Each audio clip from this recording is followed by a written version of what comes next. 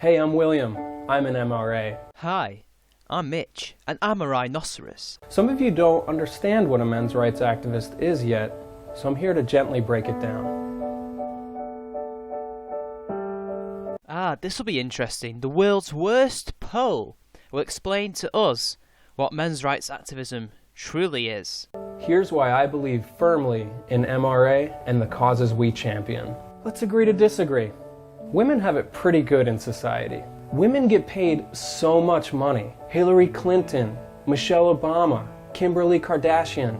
They're not broke. And so are the vast majority of single, unmarried women who work long hours in good jobs in their 20s that earn more than men on average. But sure, let's just, quote the most famous people, ones who are actual billionaires and millionaires, and then say, oh look, see, women have it good because these celebrities have it good, rather than, quote actual statistics. But never mind. My relationship with my mom, it's so complicated. So your argument is invalid because as a true MRA, you have to have mum problems. All MRAs have mother problems, don't they? I mean, let's just ask all the other feminists and see if they have any mother problems. Oh no, wait, they only have father problems apparently? But no, never mind that. Apparently, I have mother problems. I have terrible, terrible mummy problems. Apparently my relationship is really complicated. I don't know about you, but I would seriously worry about you when you say that your relationship with your mum is complicated. That's very icky. I love women. Real women. Pamela Anderson, Anna Nicole Smith, Jessica Rabbit. All of these women, real or fake, far more successful, far more morally trustworthy, and far hotter than any feminist.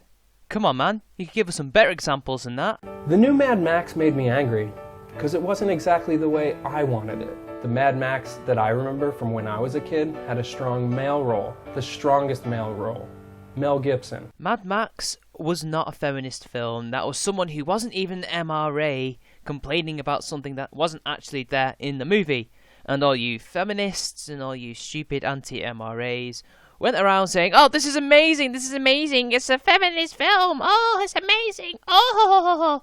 While all the rest of us just went and watched a really good film. Because we'd been waiting for a Mad Max film for nearly 30 years. And yeah, so what? Mel Gibson played Mad Max. And? Mad Max has never really been the strongest male role. The strongest male roles have always been the villains, in my opinion. I mean, Mad Max is this quiet guy who just wants his gasoline. He's not what I'd call the strongest male role, but he's not a pussy either.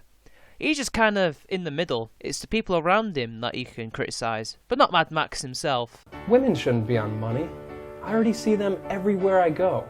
What if I get sick of seeing them? I know you guys think you're really funny. I mean, I've seen feminist comedians before, but you're not funny.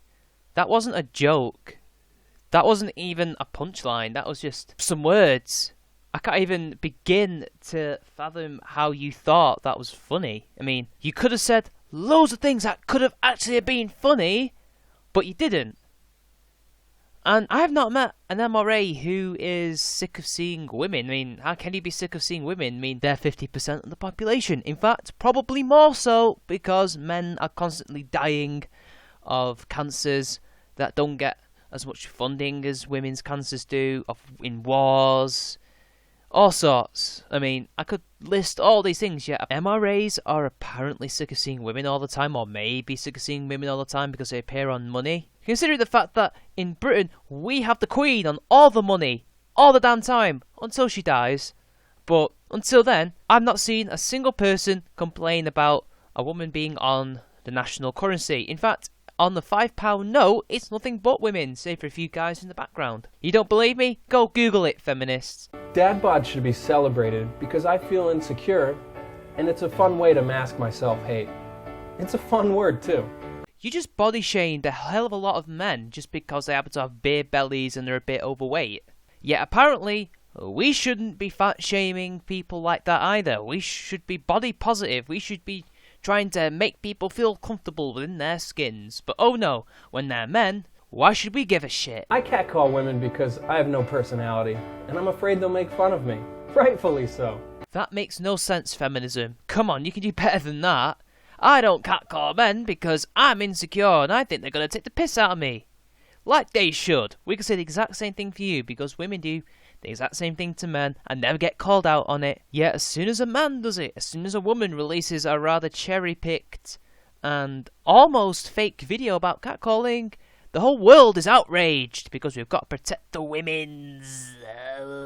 Black Widow is obviously a slut because I haven't had a date in 3 years. No MRA called Black Widow a slut. It was two actors having a joke. I don't remember them being MRAs, but I don't remember them being feminists either. But it's just because they're men using the word slut that we're allowed to go outraged over a fantastical character. A character that is not real. Yet, when feminists slut shame fantastical and fake characters like Lara Croft, pick any old video game character or lesser well-known, lesser loved comic book characters than Black Widow, then it's okay because it's in the name of feminism and equality, you know? And as usual, shaming men's masculinity, shaming their sexuality because masculinity is wrong unless we really, really like you, you know? Apparently it's okay to poke fun of men's ability to get women. Yet, if we were to do that to a woman and say, haha, you can't get laid, that's why you're a fat feminist. It's an outrage. It's horrible. The double standards are amazing, and it's because it's a man, you saying it, that you think you can get away with it. Wrong. If women get equal pay, they'll never have to depend on me. And then I'll really have to develop a personality. Yet more strawmanning. More strawmanning. Why do you think men are trying to fight in the family courts for a fairer system? A fairer system that won't bleed men dry with alimony and child support fees that go through the roof. People like Felthop struggle to pay the fucking bills, let alone the child support. It's broken. The system is broken, yet apparently they want women to be dependent on men? That doesn't make sense. If anything, a woman that is completely independent and can handle her own shit is something that an MRA would much prefer compared to someone who is totally dependent and might want to, you know, get a bit of that money after a lengthy divorce. So the next time you see a man, remember, just because you can't see our problems doesn't mean we haven't projected them onto you yet.